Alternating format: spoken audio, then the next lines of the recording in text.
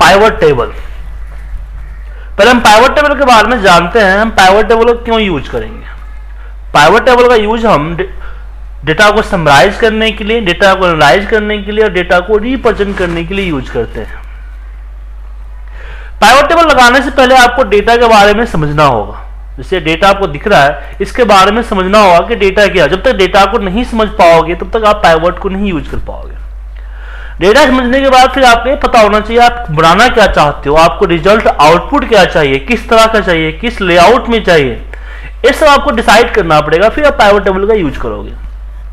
जैसे कि मेरा डेटा है, डेटा में डेट है, नेम है, सिटी है, प्रोडक्ट है, क्वांटिटी। एक सेल्स डेटा हमारे पास है कि डे वाइज किस पर्सन ने किस सिटीज के अंदर किस प्रोडक्ट कोड को कितनी क्वांटिटी और कितने रेट पे बेचा है।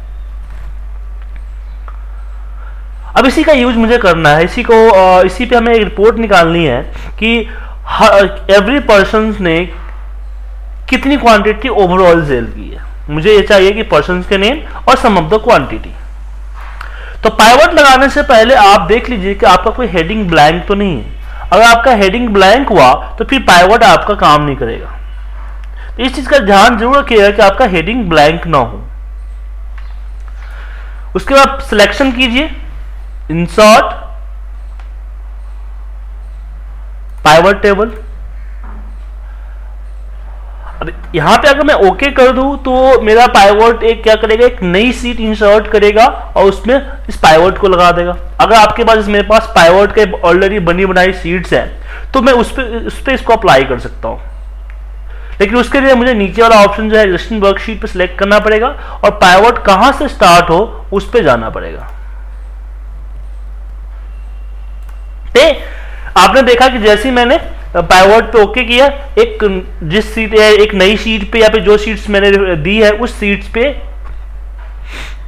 इस तरह का ऑप्शन आ गया। जब भी इस पे मैं क्लिक करूंगा साइड में एक फिल लिस्ट आएगा जिसमें आपके डेटा के जितने भी हेडिंग्स दिख रहे हैं वो हेडिंग यहां पे आपको दिखेंगे।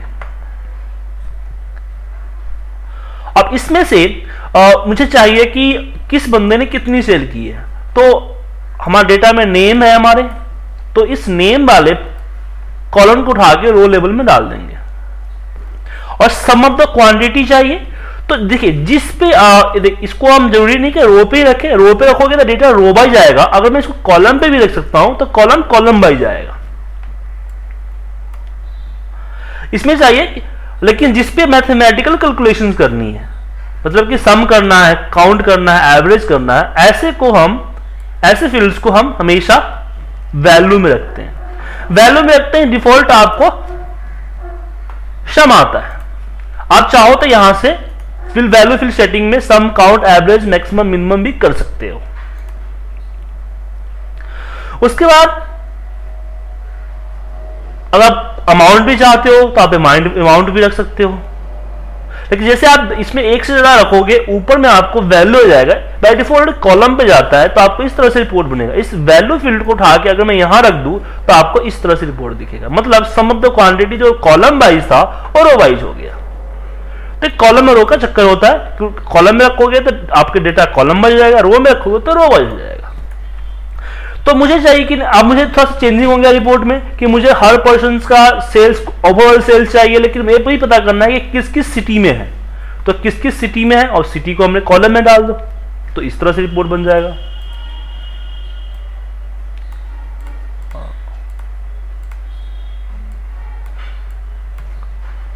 लेकिन अगर मैं इसको यहां रो में रख दिया तो ऐसे 1 बाय 1 इस तरीके से बन जाएगा। अब इसमें ये तो सही है, ठीक है। अगर मान लीजिए कि इसको अलग अलग कॉलम में रखना है, आप चाहते हो कि नेम यहां हो, उसकी अगली कॉलम में सिटी हो, उसके अगली कॉलम में सेल हो। इसमें क्या हो रहा है कि एक ही कॉलम हो गया। पाइवट तो ठीक है, लेकिन डेटा कॉपी पेस्ट करके कहीं पे और ले जाओगे डेकोरेट करने के लिए या फिर रिपोर्ट्स में डालने के लिए दिक्कत होगी। तो उस केस में हम पाइवट टेबल राइट क्लिक करेंगे, इस पर राइट क्लिक करके पाइवट टेबल ऑप्शन पे जाएंगे और डिस्प्ले वाले कॉलम में आता है क्लासिकल पाइवट टेबल लेआउट। इसको ओके कर देंगे। इसको ओके करते ही हमारे पास इस तरह से अलग अलग हो गया। तो सबका एक सब टोटल दिख रहा है। अगर सब टोटल रखना है तो ठीक है, अगर नहीं रखना है तो राइट क्लिक करके सब टोटल को हटा भी सकते हो। तो इस तरह से इसकी समरी बना सकते हो। शॉर्टिंग करनी है इसको, राइट क्लिक कीजिए, शॉर्ट कर सकते हो।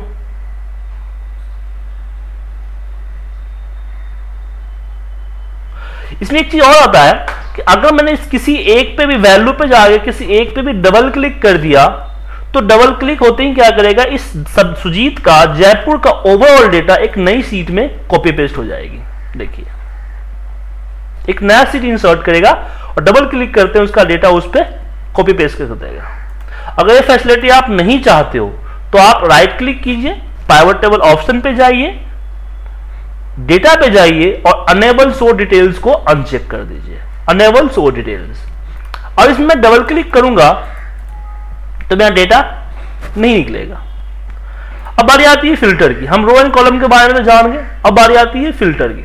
अब जैसे फिल्टर है, मुझे चाहिए कि एक एक प्रोडक्ट को देखना चाहता हूं मैं, तो यहां से फिल्टर में रख सकते हो। तो आप यहां से कोई एक प्रोडक्ट सेलेक्ट करोगे तो उसी का दिखाएगा कि उस प्रोडक्ट को किस किस ने और कितना और कहां सेल किया है। एक से ज्यादा सिलेक्ट करना चाहते हो तो यहां पे सिलेक्ट मल्टीपल आइटम पे क्लिक करो और एक से ज्यादा को यहां पे क्लिक करके ओके कर लो, तो एक से ज्यादा आपको यहां पे दिख जाएगा। तो इसी तरह की आप जो है अपने हिसाब से ऊपर नीचे आगे पीछे हर जगह रख के पाइवट टेबल लगा सकते हो। इसमें बहुत सारे लोग बोलते हैं मैं कहां रखूं। अब वन बाय रख के देख लीजिए। देखिए आप अगर आपका डेटा नीचे आवाज आप लाना चाहते हो बहुत सारा है तो आप उसको हमेशा रो में ही रखो, कम है तो आप कॉलम में भी रख सकते हो, तो अपने अकॉर्डिंग इसका यूज कर सकते हो।